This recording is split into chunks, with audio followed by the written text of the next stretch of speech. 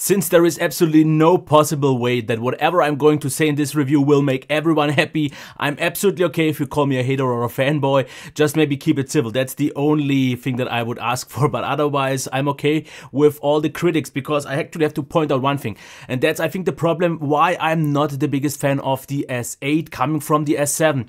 Why?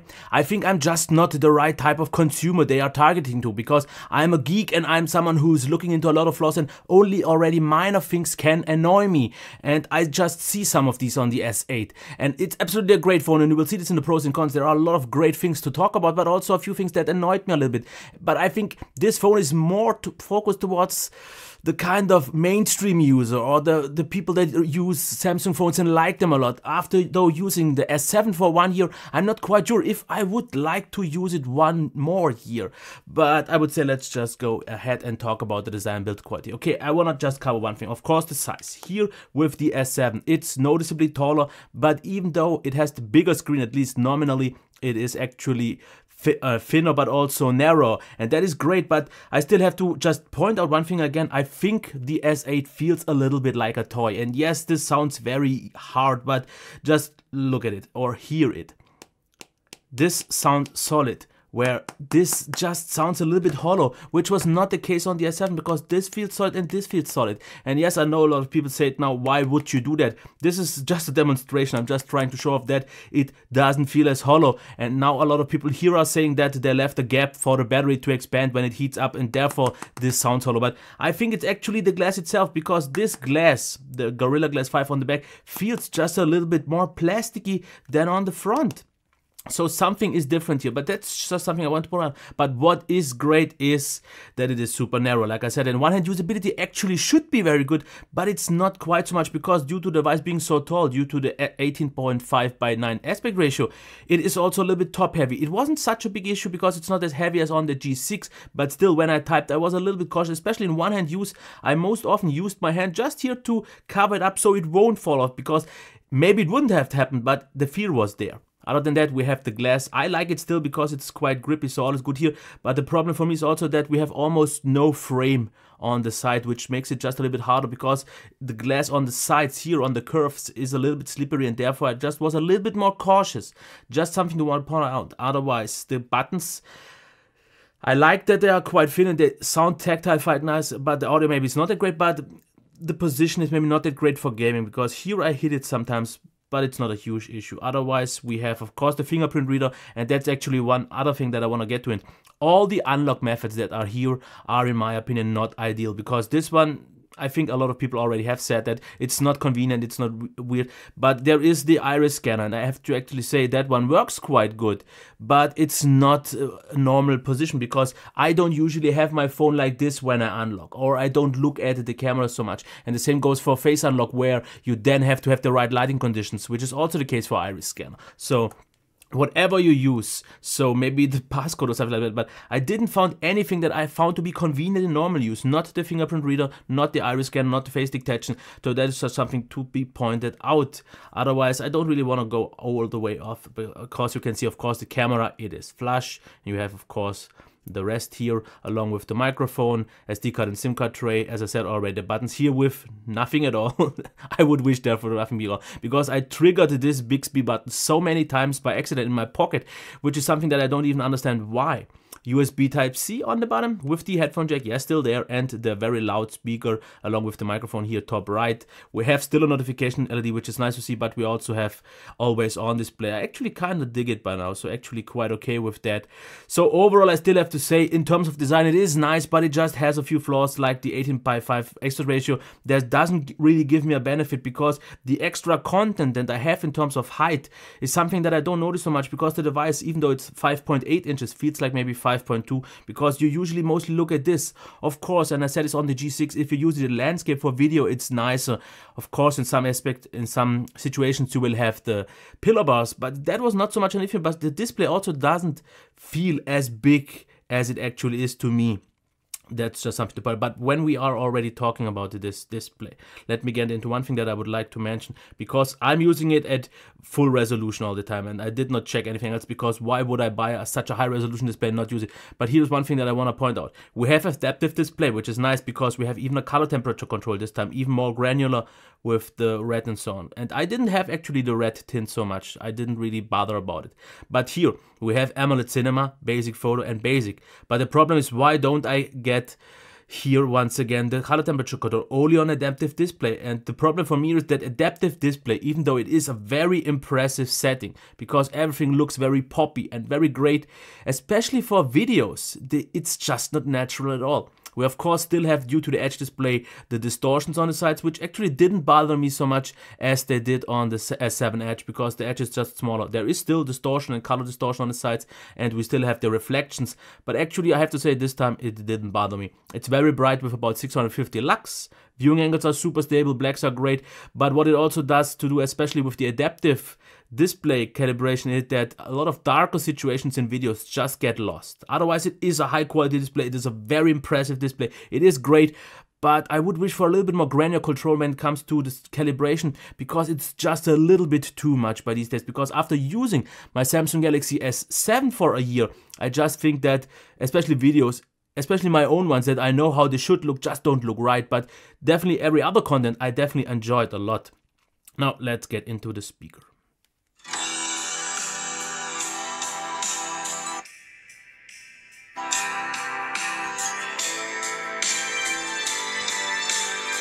The really good thing about the speaker is, even though it's just downfiring, it is very loud, actually really loud and really nice. It's also quite warm, but it does sound a little bit tinny, not all that much, and I would say overall it's still a really good speaker with a good sound signature, quite nicely warm balanced, so all is good here. Headphone jack is also good. We have some, of course, extra options as we have already seen in the past with the equalizer and so on, so even this one is good, but it's not a step up from last year, which would have been actually nice to see. Otherwise, when we come into the performance, and yes, the unlock is still nothing that I like so much. Let's end all the apps and let's check how quick it is. So as you can see, it's definitely quite a snappy device. It's not crazy fast, the animations just seem to slow it down, even though this is already using 0.5. And I have maybe sometimes not properly tapped it, because usually it's no problem at all. Not so you think it didn't launch quickly. As you can see, rendering times are fast, and due to the AMOLED display, it still feels extremely super smooth. But what I have noticed, and I just want to quickly point it out just minorly, because the scrolling and everything else in terms of performance is absolutely pretty much the very, very best, along with maybe something like the Xiaomi Mi 6. It is in its own still small class of kind of 2017 flagships, because not all of them use it, and this is, by the way, the Exynos version. But what I also have seen, and I've noticed this even more so over time on my S7, it gets a little bit jittery. The scrolling gets a little bit nervous over time, and the display is sometimes almost a little bit too sensitive. But this doesn't really break the experience at all. At least it didn't yet for me after using it for about 3 weeks, because everything is super smooth. Yes, we have 4 GB of RAM, and usually multitasking is very good, but after all, TouchWiz is a little bit more demanding, so it could be a little bit worse than some other 4 GB or even 6 GB devices. But just to bring it down to a point, I think it's, with the Xiaomi Mi 6, the best performer at the moment right now, not by a huge margin, but still noticeable after all if you really look at side by it, but a little bit jitteriness, and that's why I can't quite say if it's the very best one or the Mi 6 is the best one, because the Mi 6 isn't quite as smooth because due to not having an AMOLED display, but therefore it's just a little bit more consistent. It doesn't have this nervous feel to it. But once again, where the performance is amazing is gaming, because even on full resolution I could play all the games with super high frame rates. Though I have to say I saw a few more than frame drops than maybe with the lower resolution, but either way this is still one of the very best performers in gaming. But the temperature is one thing that I have to mention, because while it was absolutely top in gaming, it didn't really heat up at all on Wi-Fi. The device got a little bit awkwardly warm on mobile data use. Even in just normal use, after a few minutes this device is pretty much all the time warm, even if it's just in my pocket sitting down, and this was just something that was a little bit annoying, which also has something to do with the battery life, so let's get to that. A full charge, 1 hour and 30, absolutely top, nothing to complain here. 11% for an hour of YouTube is actually a little bit worse than compared to what the S7 did offer, but it's still a little bit above the average. But it is the battery life, especially mobile data, that was a little bit disappointing, because due to the very high standby drain and due to the device being always warm on mobile data for me, maybe it's my carrier, I don't know, but I had the exact same issue on the Samsung Galaxy S6 and on the S7, also maybe something on like the A5, but the problem is that I just get maybe like 3.5 hours, maybe 4 hours tops on mobile data, where it's absolutely great though on Wi-Fi use. It's just something that I don't get, because there I could even get maybe 7 hours, if not even more. And that is absolutely great, but a little bit more on Wi-Fi would have been welcome, and then maybe a little bit even less on Wi-Fi would have been nice, but this is just decent when it comes to mobile data battery life, and this is where it's a little bit more important, I would say. Overall, still good, but a little bit disappointing after all, especially since it heats up all the time. Now, otherwise, in terms of performance, as you can of course already see, this is the default launcher. I'm using the stock theme. I didn't really change it. As you can see here, you can swipe it up as you can with the Pixel devices. We have still the customizable quick settings.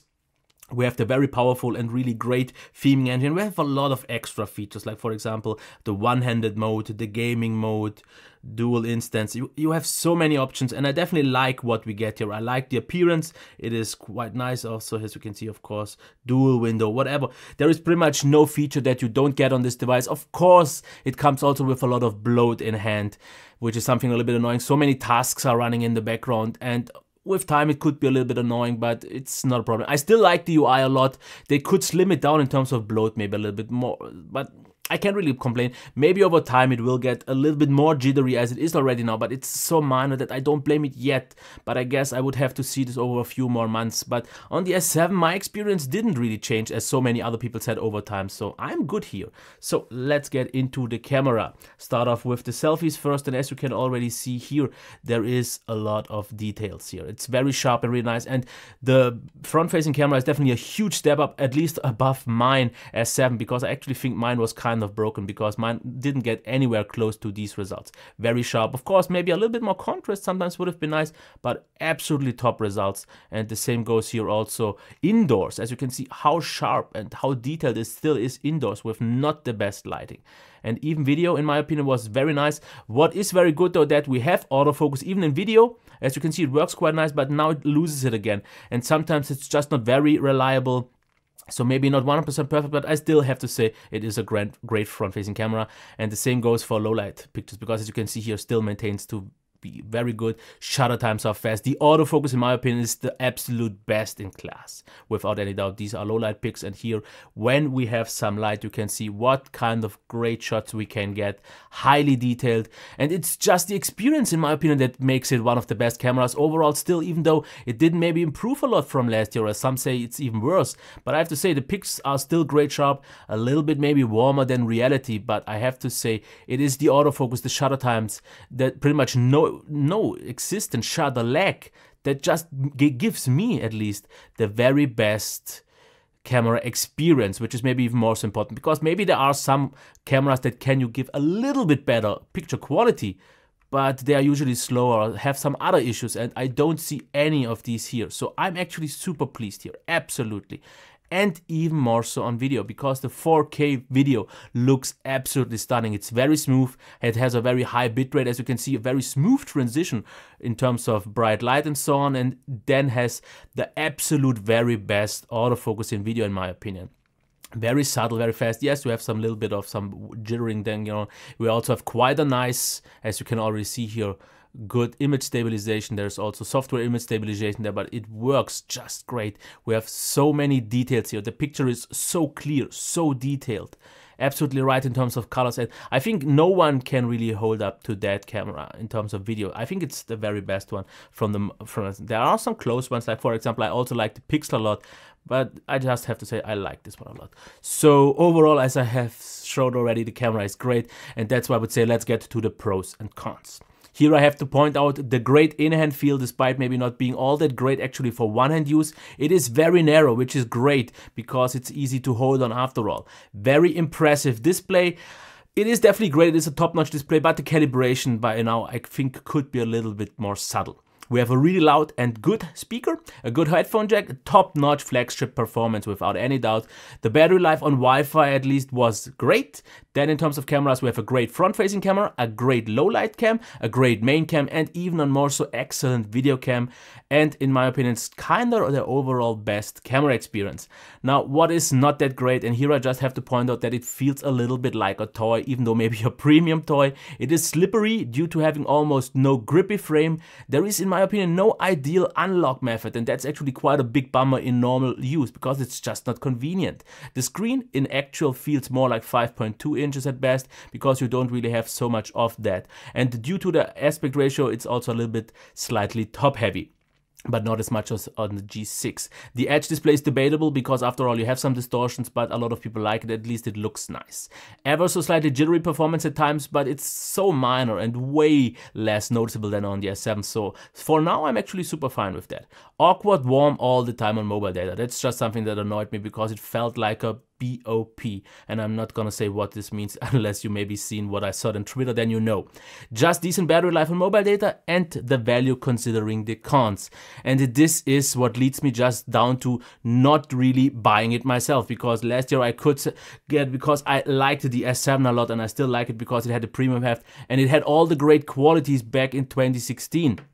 But the S8 now just doesn't give me the same because it just doesn't feel as great anymore. The unlock method is even more so annoying than last year with the not very best fingerprint reader. The display is still great, no real complaints here. I like the aspect ratio still because it doesn't maybe give me any bad advantages, but it doesn't really feel like a downside either, even though it's a little bit toppy, but that's a minor thing. The speaker is way more improved now. It's a little bit tinny, but better than it was last year. The performance is even better. The battery life, unfortunately though, on mobile data is just as bad as it is now with Nougat on the S7, which is a little bit of a bummer. Software is top and you get pretty much the best overall camera experience. So that's why I said it's not the right phone for me, because the things that it's great in are just not that important for me, because yes, you get amazing camera, but I would rather have maybe a nicer design or maybe just normal standard form factor or maybe the better speaker or something like that. But it's also because of the price, because yes, it's around 800 officially, but you can get it way cheaper already now, like maybe 700 through my workplace. I could get it for like, I think 680, but I still would not pay so much for a phone that, even though it has a lot of great qualities, has just a few cons, just a few flaws that just doesn't convince me, because I don't want to pay so much for a phone where not everything is the way I want it to. I could with a few little minor compromise, but not so many, not actually quite drastical ones. So I totally get all the people that like it, but I think there is just a few things they could have done better. Maybe that will happen next year, or with the Note 8 eventually. And if it's a better phone than the LG G6 or maybe the Xiaomi 6 or maybe the Huawei P10 Plus, I will cover that in a separate comparison. But all the people that hated me for the LG G6 review, where I was maybe a little bit too hard, I think will also hate me here, at least from the Samsung side, for what I said here. But I don't know. If I pay so much money, then it's just hard for me as a reviewer to fully easily recommend it, because you should at least know all the things. And if you are fine with them, go buy it and you will enjoy this phone. But you should know these things. And I think a lot of reviewers didn't cover all those minor negligences that could make or break the experience. But that was it. I hope you liked it. Otherwise, down in the comments. And like I said, you can insult me. It's no problem at all. I'm used to that from the G6 review, but it would be nice if you keep it civil. Otherwise, have a nice day. Bye.